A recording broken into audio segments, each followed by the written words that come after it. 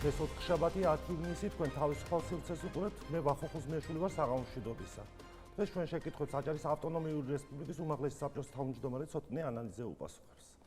საღამომშვიდობისა, მადლობა რომ დაგვთანხმდით. საღამომშვიდობის ბატონო ვახო, მივესალმები ტელეაუდიტორიას, მადლობა მოწვევისთვის. ორ თვეზე მეტია, რაც თქვენ აგირჩიეს უმაღლესი საბჭოს თავმჯდომარედ. ამ მოცემულობით უმაღლეს საბჭოში არის ქართული ოცნება და მხოლოდ ერთი პარტია გახარია საქართველოსთვის. რამდენიმე პარტია უარი თქვა როგორც აქ ისე საქართველოს პარლამენტში შესვლაზე. რა დააკლა უმაღლეს საბჭოს, რომ დღეს არ არიან ისინი წარმოდგენილები?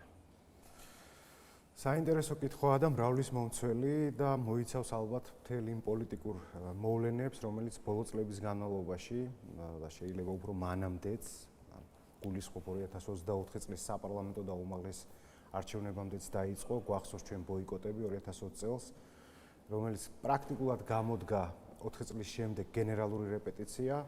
რა დააკლდა უმაღლეს საბჭოს, ჩვენ ამაზე ვამბობდით ხშირად, არაერთი საჯარო კომენტარია ამ კითხვას რო უპასუხოთ კონკრეტულად. რა თქმა უნდა, აქსიომაა, რომ განსხვავებული აზრების დარბაზში, წარმომადგენლობით ორგანოში დემოკრატიისთვის ოპონირება, მრავალპარტიულობა არის ძალიან მნიშვნელოვანი. თუმცა ეს გადაწყვეტილება პირველ რიგში იყო დანაკლისი თქვენი კითხვის ფორმულებიდან გამომდინარე, რომ ესე ვთქვათ უპასუხოთ ამ ყველაფერს პირველ რიგში ოპოზიციისთვის. თქვენ იცით და საზოგადოებაც არის ძალიან კარგად ინფორმირებული იმის შესახებ, რომ უმრავლესობა 2024 წლის საპარლამენტო და უმაღლესი საბჭოს არჩევნებზე მოიპოვა ქართულმა ოცნება დემოკრატიულმა საქართველომ სრულად პროპორციულ არჩევნებზე, რაც იყო ერთ-ერთი უმთავრესი საარჩევნო დაპირება, პოლიტიკური დაპირება ქართული ოცნების, რომელზეც არაერთმა პოლიტიკურმა თაობამ ესე ვთქვათ იბრძოლა ამ ქვეყანაში და ეს როგორც რეგიონალურ, ასევე ცენტრალურ დონეზე უკვე მიღებულია და ჩაშვებულია პრაქტიკაში, ასევე ელექტრონული ხმის დამცველი სისტემები, რომელსაც ყველაზე დიდ პოპულარიზაციას მათ შორის წინა საარჩევნო შეხვედრებს თუ გადავხედავთ, ეთერებს თუ გადავხედავთ, სწორედ ოპოზიცია უწევდა. მაგრამ რომ დაუბრუნდეთ ისევ კითხვას კონკრეტულად. როგორც ინსტიტუცია, თავისი ფუნქციონირების თვალსაზრისით და თქვენ ახსენეთ ორი პოლიტიკური სუბიექტი, არაფერი არ დაკარგა იმ თვალსაზრისით, რომ უმაღლესი საბჭო თავის უფლებამოსილებებს, რაც კონსტიტუციური კანონით აჭარის ავტონომიური რესპუბლიკის სტატუსის შესახებ და უმაღლესი საბჭოს რეგლამენტიდან გამომდინარე არის, ყველაფერს შესაბამისად ასრულებს. ეს ეხება საზედამხედველო ნაწილს, წარმომადგენლობით ნაწილს, ბიუჯეტის ფორმირების პროცესს, მთავრობის კონტროლს თუ ყველა იმ ძირითად ფუნქციას, რომელსაც რეგიონის საკანონმდებლო ორგანო ახორციელებს. დააკლდა პირველ რიგში პოლიტიკურ პროცესს და ეს გადაწყვეტილება, რომელიც მიიღო რადიკალურმა ოპოზიციამ, თუ შევხედავთ ობიექტურად, თვითგანადგურებისთვის იყო პირველ რიგში ამ შედეგზე გავიდა პრინციპში. განადგურდა ამით ოპოზიცია?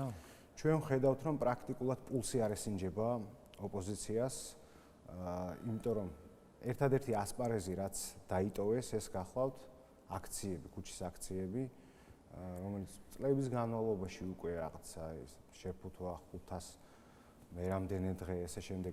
რა თქმა უნდა, ჩვენ ვართ ქვეყანა, სადაც გამოხატვის თავისუფლებას, პროტესტს, რომელიც კონსტიტუციურ და კანონიერ ჩარჩოშია პატივს სცემთ, თუმცა ჩვენ ვამბობთ ეხლა ამ შემთხვევაში პოლიტიკურ შეფასებებს ვაკეთებთ, პოლიტიკურ თოქ-შოუში ვართ, რამდენად შედეგის მომცემია და რას აძლევს ეს ოპოზიციურ პოლიტიკურ სპექტრს. პრაქტიკულად არაფერს. პრაქტიკულად აქმებს რეალობის, რომლისგანაც აბსოლუტურად დაცილებულია და შედეგებს ვხედავთ რას, რომ საზოგადოების დიდი ნაწილი აბსოლუტურად სკეპტიკურად და უკვე აზრ შეცვლილიც კი უყურებს იმ ეგრეთ წოდებულ დატრენდილ უწყვეტი პროტესტის აქციებს, რომელიც ვიღაცამ ან შიგნით, ან გარეთ სხვა მოცემულობა არ შეიძლება ყოფილიყო დაგეგმა, თუმცა აი რაღაც უინტერესო სერიალივით გაგრძელდა, არსებობს ალბათ ბევრი ესეთი სატელევიზიო სივრცეში, რომელიც არ სრულდება, ერთი და იგივეა ყველა სერია, მაგრამ საზოგადოებისთვის და მაყურებლისთვის არის მოსაბეზრებელი. შეიძლება დაახლოებით ასეთ რამეს შევადაროთ ის უწყვეტი პროტესტი, რომელსაც არანაირი პოლიტიკური შედეგი ოპოზიციისთვის არ აქვს, უბრალოდ არსებობის დაფიქსირებას ახდენენ 2 ან 3 კაცის მეშვეობით, თუნდაც ჩვენს რეგიონში ამას გულისხმობ იმის გამო კი არა რომ ვიღაცას ვაკნინებ, არამედ სტრატეგიაზე ვსაუბრობ და ამას ვსაუბრობ პირველ რიგში ჩვენი მოქალაქეებისთვის, რომლებმაც ხმა მისცეს ოპოზიციას და ოპოზიციამ თავისი ბოიკოტით ის რომ დაეზარათ საპარლამენტო საქმიანობა, უმაღლეს საბჭოში მანდატების გამოყენება პრაქტიკულად ამომრჩევლის დაკვეთა უგულებელ ყვეს და შესაბამისად ახლა ამი პოლიტიკური შატალო დაუსრულებელი, რაც თქვენ ახსენეთ კითხვაშიც ერთ-ერთმა პოლიტიკურმა პარტიამ შეწყვიტა პრინციპში გახარია საქართველოსთვის ეს პოლიტიკური შატალო, ალბათ პრაგმატული ინტერესიდან გამომდინარე, იმიტომ რომ ეს იყო გადარჩენის ერთადერთი გზა, თუმცა ძნელია რეაბილიტაცია. აქ ვკითხოთ, მაგალითად, რამდენიმე დღის წინ პარლამენტის ვიცე-სპიკერმა ქალბატონმა თეატრულუკიანმა ამ პარტიაზე განაცხადა, რომ თქვენცო ნაციონალური მოძრაობის საპარლამენტო ფრთა ხართ ხო? თქვენ ეთანხმებით წულუკიანის ამ განცხადებას? ჩვენ ვხედავთ და ვეთანხმებით თანმიმდევრულად 2024 წლის საპარლამენტო არჩევნების შედეგის გამოცხადებიდან აბსოლუტურ მოქმედებას იუნისონში, როგორც რადიკალური ფრთის, ანუ არასაპარლამენტოს, რომელსაც შეუწყდა მანდატები, აგრეთვე გახარია საქართველოს პარტიის მოქმედებებს არაფრით არ განსხვავდებოდა, იყო მხოლოდ ტექნიკური საკითხი, სიების არ ჩახსნა და როგორც კი დააკვირდნენ მოვლენებს, რომ ოპოზიცია სულს ღაფავდა, მათივე გადარჩენისთვის, გადარჩენის მცდელობისთვის, უფრო სწორი ეგრე იქნება, იმიტომ რომ შეუძლებელია ხა ამ პარტიის რეაბილიტირება, სწორედ მაგას ვამბობ. რეაბილიტირება შეუძლებელია მას შემდეგ, რაც არათანმიმდევრული განცხადებები, შეფასებები, მოლოდინები, ნაბიჯები, რაც ამ პარტიამ განახორციელა, შეუძლებელია მოხდეს მათი რეინკარნაცია, ესე ვიტყოდი, მაგრამ იყო ესე ვთქვათ ბოლო შანსი იმისთვის, რომ გარკვეულწილად პარტია პოლიტიკურ სივრცეში ერთგვარად დარჩენილიყო და ამისთვის გამოიყენეს უკვე ის მეთოდი, რაც ერთგვარად წინსწრებად ალბათ იმათგან განსხვავებით სიის არჩახსნასთან დაკავშირებით გაითვალისწინეს. კიდევ ერთი პარტია, რომელმაც აბსოლუტურად ლოგიკურია ის შეფასება ქალბატონ თეატრულუკიანის, რაც თქვენ კითხვაში ბრძანეთ, რომ ჩვენ ვხედავდით არაღიარების ნაწილს 300,000 ხმაზე გაყალბებულ ხმაზე, რომელიც იმდენად აბსურდია, რომ წარმოუდგენელია. პატარა ქვეყანაში ამ ტიპის მასშტაბები სცენარშიც რო გაწერო, მაგრამ ხა ყველაზე მეტად ალბათ ღიმილის მომგვრელი არის ის, რომ ეს 300,000 ხმაც კი არ იყო საკმარისი იმისთვის, რომ ხელისუფლებაში მოსულიყვნენ. კიდევ ერთი პარტია, რომელმაც როგორც აქ აჭარის ავტონომიური რესპუბლიკის უმაღლეს საბჭოში, ისე საქართველოს პარლამენტში შესვლაზე უარი თქვა, ეს პარტია ლელო იყო, მანდატები მათ გააუქმეს. დღეს მათი პოზიცია პრაქტიკულად არის შეცვლილი. ისინი საუბრობენ, რომ არჩევნებში მონაწილეობა არის აუცილებელი. თქვენ როგორ ფიქრობთ, რატომ შეცვალა ლელომეს ტაქტიკა? შესაძლებელია ცოტა აზრზე მოვიდნენ, სწორედ იმ რეალობიდან გამომდინარე, რაც არის ქვეყანაში. ხელისუფლების წყარო არის ხალხი, კონსტიტუციურად, პოლიტიკურად. ეს მოცემულობა ხალხი წყვიტავს, ვინ უნდა იყოს მათ წარმომადგენელი და ვის უნდა კონდეს უმრავლესობა. ლელომეს გადაწყვეტილება პრინციპში შესაძლებელია ითქვას, რომ ერთ წელიწადში შეცვალა, რადგან ლელო ძლიერი საქართველოს საარჩევნო გაერთიანება 2025 წლის მუნიციპალურ არჩევნებში ღებულობდა მონაწილეობას, მათ ყავთ საკრებულოებში თავიანთი წარმომადგენელი. უბრალოდ რადიკალიზმის ის დონე, რაც 2024 წლის საპარლამენტო არჩევნების შემდეგ წამოვიდა და დღემდე გრძელდება, ჩვენ შევეხეთ ამ ეგრეთ წოდებულ ბრჭყალებში დატრენდილ, ესე ვთქვათ, სერიალს, რაც უკავშირდება უწყვეტი პროტესტის ნაწილს, რომელსაც არანაირი შედეგი არ აქვს. და ამაში წმუნდება თავად ავტორები, თუმცა ეხა, რა თქმა უნდა, ჯიუტად იცავენ თავიანთ პოზიციას და ის პარტნიორები, რომლებიც ამ პროცესში შევიდნენ, შეიყვანეს, გარკვეულწილად ტყვეები გახვდნენ ამ ნაბიჯის, ამ გადაწყვეტილების.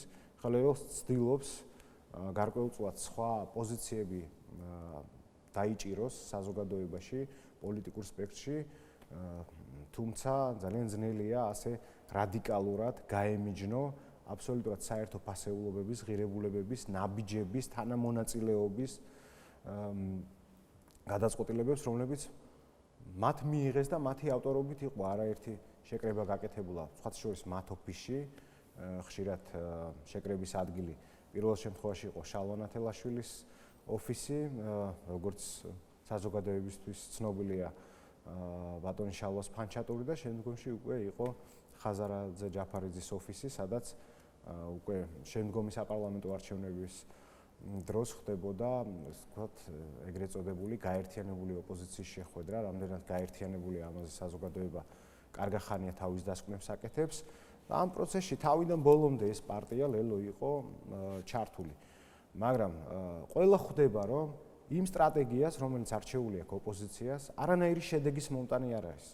შესაბამისად, წეგან გახარიას ნაწილთან დაკავშირებით, რაც ვახსენეთ, ლელოსთვისაც არის სწორედ დღის წესრიგში საკითხი, როგორ გადაირჩინონ მინიმალურად თავი მაინც პოლიტიკურად. შესაბამისად, ეს გარკვეული სტრატეგიული გადახვევები ემსახურება იმას, რომ გარკვეული პოლიტიკური სახე თუნდაც მათ ამომრჩევლებთან როგორმე იქნას სტრატეგიაზე შემდგომი არჩევნებისთვის. როცა სტრატეგიაზე საუბრობთ, საერთოდ აქვს თუ არა სტრატეგია ოპოზიციას.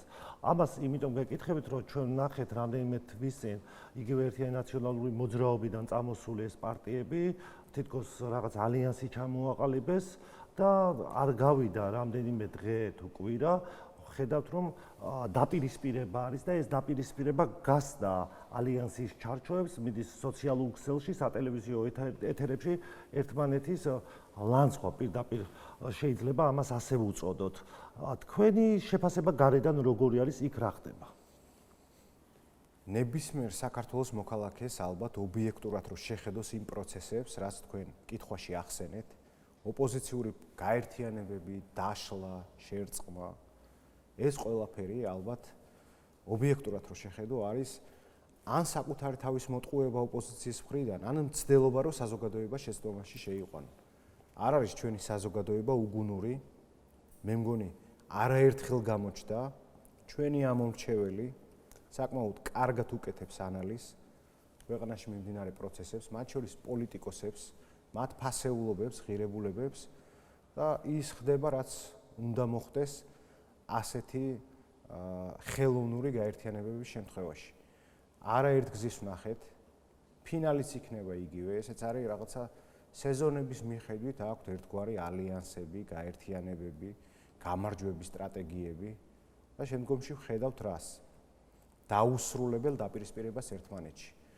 მაგრამ ამის საფუძველი არის სხვა რამ. ვინ თუ არა ყველაზე კარგად იცის ოპოზიციამ, რომ ვერ მოუგებს ვერც ერთ ასპარეზზე ქართულ ოცნებას არჩევნებთან მიმართებით. ნებისმიერ შემთხვევაში რა სისტემითაც არ უნდა ჩატარდეს. პროპორციული მით უფრო ოპოზიციისთვის არის სასარგებლო. რატომ ვერ მოუგებს? მიზეზი რა არის? მიზეზი არის ქართველი ხალხის ნება.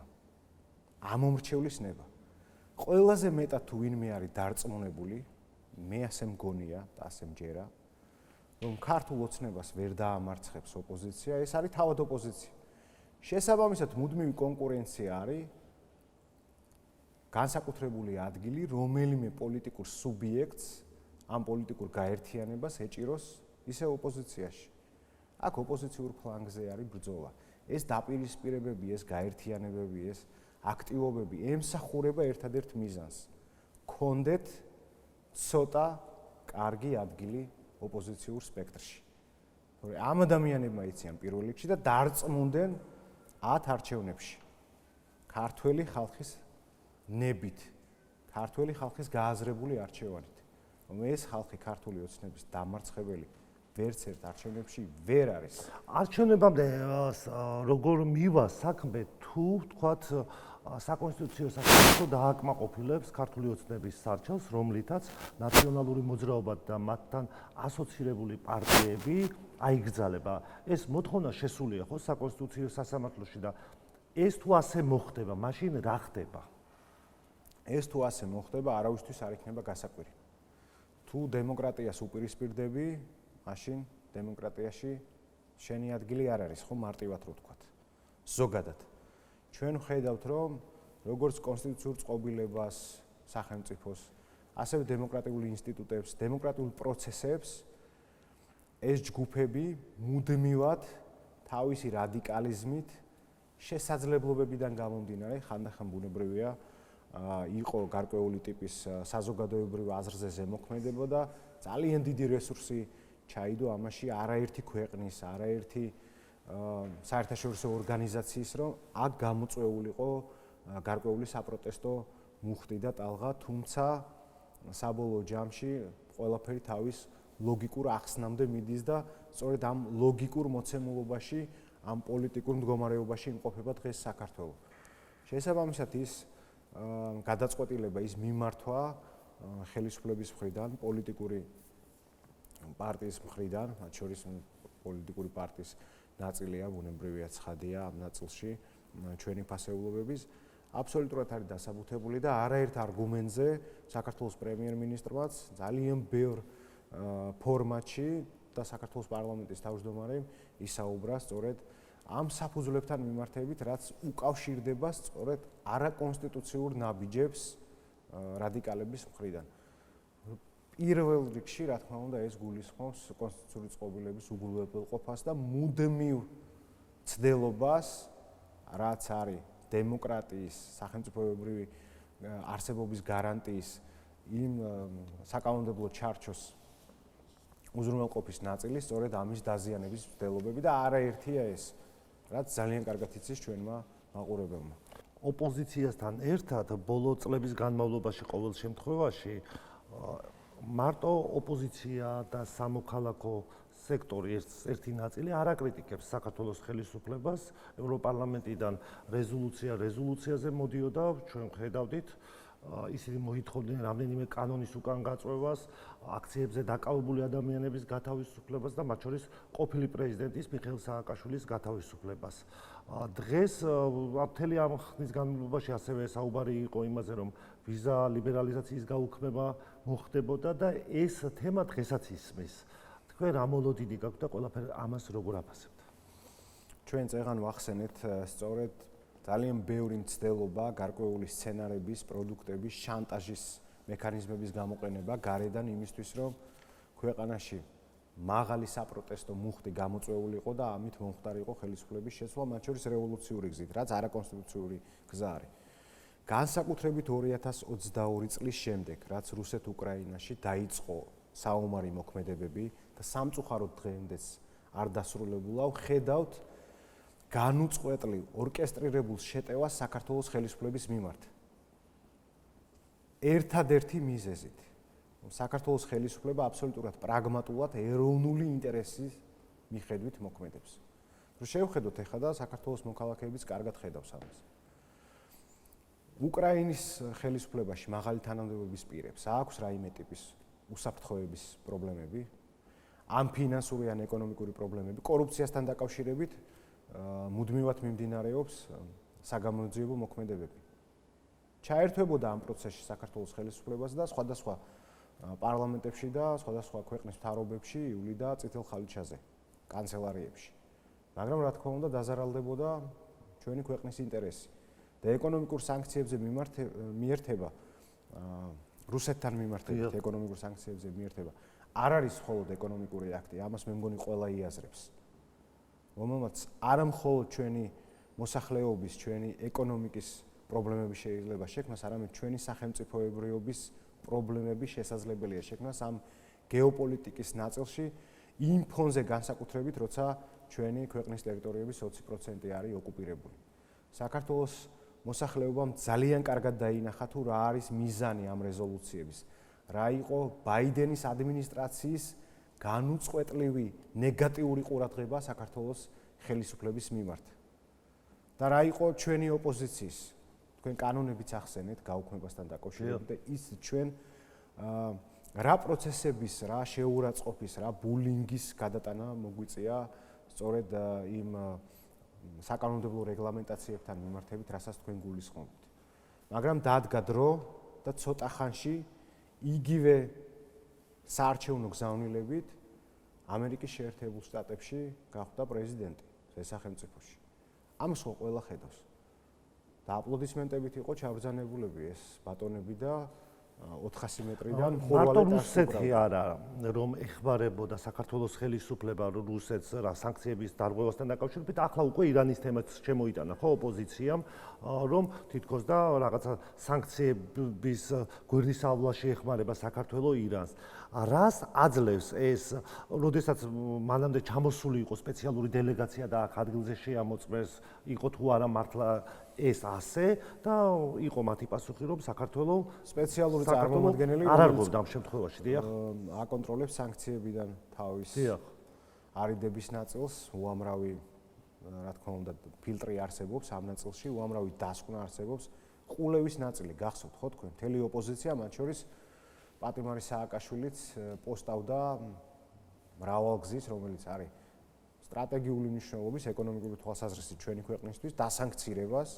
ანტისახელმწიფოებრივ ნაბიჯებს შესწავლილი იქნა ყველა ასეთი შემთხვევა მათ შორის კონკრეტულად ყულევის ნაწილიც მაგრამ ფაქტი რა არის ტყუილი დააბრალე თავი იმართლოს ან იქნება ამ ტყუილმა მოახერხოს ის რომ ბევრი ხალხი გამოვიდეს ქუჩაში და რეზოლუციები თუნდაც თქვენს ახსენეთ ყოფილი პრეზიდენტის ნაწილი არაერთ რეზოლუციაში პირდაპირ ტექსტით ჩაიწერა მათ შორის სააკაშვილის ჯანმრთელობასთან დაკავშირებით და ჩვენ ხედავთ რომ ეს ადამიანი მაშინ წლები გავიდა აბსოლუტურად ახერხებს ისევე როგორც აზრების გამოთქვას ასევე სასამართლო მით უმეტეს რომ სტრასბურგის სასამართლოს გადაწყვეტილებაც არის ხომ პოლიტიკურ ნაწილში საქართველოსგან მოითხოვენ რომ სააკაშვილის გაშვება მომხდარიყო სტრასბურგის სასამართლომ კი არ დააკმაყოფილა მათი მოთხოვნა ხომ აქ რა ხდება აქ რა ხდება და ერთი ხდება ის რასაც ჩვენ დიდი ხნის განმავლობაში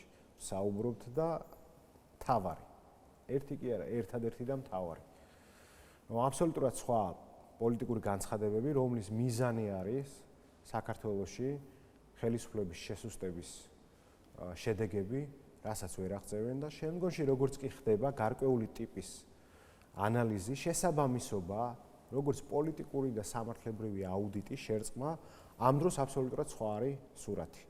იგივე ევროკომისიის დასკვნები კანდიდატის სტატუსთან მიმართებით, ხო? ჩვენ რო დავანებოთ ობიექტურ საერთაშორისო შეფასებებს თავი, მათ შორის როცა რაღაც ტიპის რეფორმებთან მიმართებით, სწორედ ასოცირების ხელშეკრულების ნაწილში, უკვე მათემატიკური დათვლა წავიდა ამ ტრიოს შორის, მოლდოვასა და უკრაინას შორის, თითქმის ყველა ასპექტში, კომპონენტში ძალიან დიდი პროგრესი აქვს ჩვენს ქვეყანას, მაგრამ რეალურად იცით რომ კანდიდატის სტატუსის მონიჭების ნაწილი ჩვენთვის გადაიდო და უამრავი პოლიტიკური საყვედური განცხადება და გარკვეული მითითება მოყვა ამ ყველაფერს. საბედნიეროდ ჩვენი ხალხი ძალიან კარგად ხდება რა პროცესებთან გვაქვს საქმე. ამის გაანალიზება არ უჭირს დღეს არის ინფორმაციის თავისუფლება. ვისაც კი აინტერესებს ამ ქვეყნის ბედი, ცხადია უფრო სხვაგვარად უდგება და სიღრმისეულად ყველა ამ პროცესს. ძალიან ბევრი ადამიანი ბოლო პერიოდის განმავლობაში, ვინ ჩვენ კანონები ვახსენეთ, სანქციების საკითხები, გახსოვთ როგორი პედალირებული იყო ოპოზიციის მხრიდან. ხო, რეალურად ამ სანქციებმა რა მოიტანა? რეალურად ვერაფერი. ესეც გახდათ სწორედ გამიზნული იმისთვის, რომ დაზიანებული იყო მართველი გუნდი, დაზიანებული იყო საქართველოს ხელისუფლება. ამ რეზოლუციებშიც პირდაპირ იყო მოწოდება ეკონომიკური სანქციების მიერთებასთან მიმართებით. არა მარტო განცხადებები იყო, საპროტესტო აქციაზეც ხომ იყვნენ დიპლომატები, რამდენიმე ქვეყნის საგარეო საქმეთა მინისტრი, პარლამენტის ევროდეპუტატები, მისულები ხომ ამ საპროტესტო აქციებზე. ამაზე იყო ოფიციალური თბილისის პროტესტი, ხო? როდესაც ხედავდნენ რომ სხვადასხვა დიპლომატები მიდიოდნენ აი ამ ანტისამთავრობო აქციებზე. თქვენ როგორ ფიქრობთ, ქონდათ მოლოდინი თვითონ გარედან რომ აქ ხელისუფლების ცვლილება მოხდებოდა, რას ეხმობოდა მათი ასეთი ვთქვათ ქმედებები მაშინ? რა თქმა უნდა, არსებობდა მიზანი, ამოცანა. ამ ამოცანის განხორციელებისთვის ყველა მეთოდი იქნა გამოყენებული, რაზეც საუბარი შესაძლებელია ვერ მოეწროს, ვერ ჩაეტიოს დღევანდელ ჩვენს ეთერში. თუმცა იგივე ნაწილი, რაც ელჩების, უცხო ქვეყნის მოქალაქეების შიდა პოლიტიკურ პროცესში ჩარევა, რაც არის საერთაშორისო სამართლის უხეში დარღვევა და გასვლა პოლიტიკურ მიტინგებზე.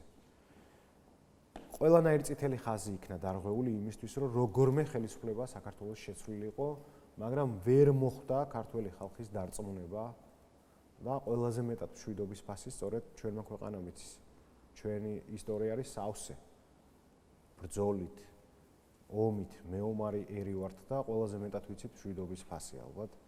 ესეც არის ერთ-ერთი გენეტიკური აზროვნების ნიშანი, როცა გაიაზრენ რასთან მქონდა საქმე. და რის გამო იყო ჩვენს მიმართ საყვედური.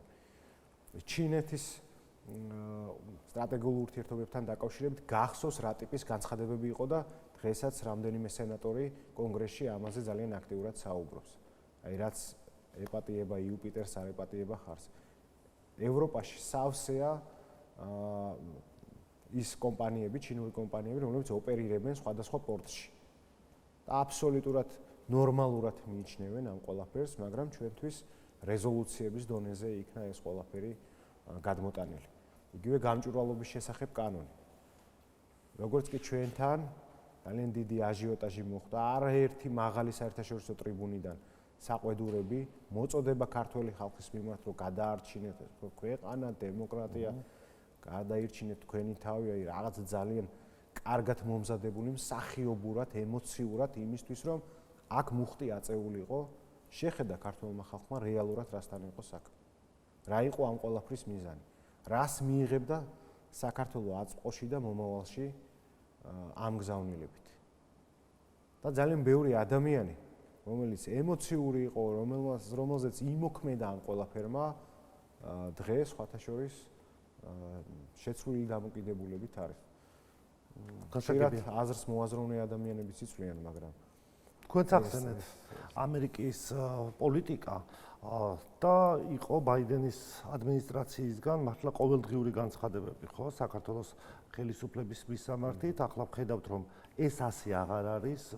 ნახეთ, როგორც ამერიკიდან ჩამოსული დელეგაცია, ისე საქართველოს დელეგაცია ამერიკაში, ამერიკის შეერთებული შტატების საელჩოს განცხადება, მანამდე საქართველოს ხელისუფლება ამბობდა ასეთ რამეს, რომ მზად ვართ, რომ სუფთა ფურცლიდან დავიწყოთ ეს ურთიერთობა. როგორ ფიქრობთ, დაწყებულია სუფთა ფურცლიდან ურთიერთობა?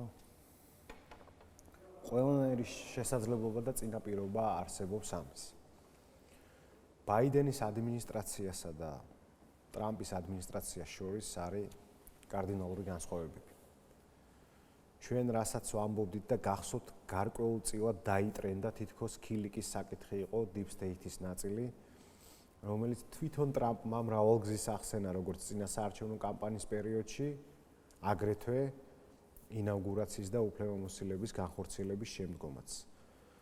ამერიკის შეერთებული შტატები დიდი ალბათობით ხედავს საქართველოს როგორც სუვერენულ, თავმოყარი და ღირსეულ პარტნიორს, რომელიც მოქმედებს აბსოლუტურად პარტნიორულად, მაგრამ პირველ რიგში საკუთარი ეროვნული ინტერესებით. ასე არის ამ სახელმწიფოს არსებობის მიზანიც ეს არის, რომ იმოქმედოს საკუთარი ეროვნული ინტერესებით. და შეძლო საქართველოს ხელისუფლებამ ყველაზე მთავარი რაღაცის გაკეთება. თქვენ იცით, რომ მთელი ამ ხნის განმავლობაში ასევე გარკვეულწილად მიმდინარეობს კარგად ორგანიზებული PR კამპანია ქართული ოცნების დაზიანების კუთხით, რომ თითქმის ყველა რადიკალი ოპონენტი იხსენიებს თითქოს რუსულ ოცნებად.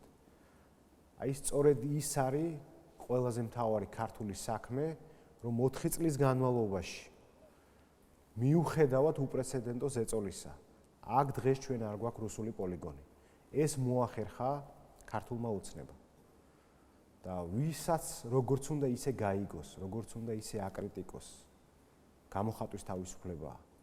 მაგრამ ამ პარტიის დამფუძნებელს, ბატონ ბიზნა ივანიშვილს, ძალიან ბევრი დიდი ქართული საქმე აქვს გაკეთებული.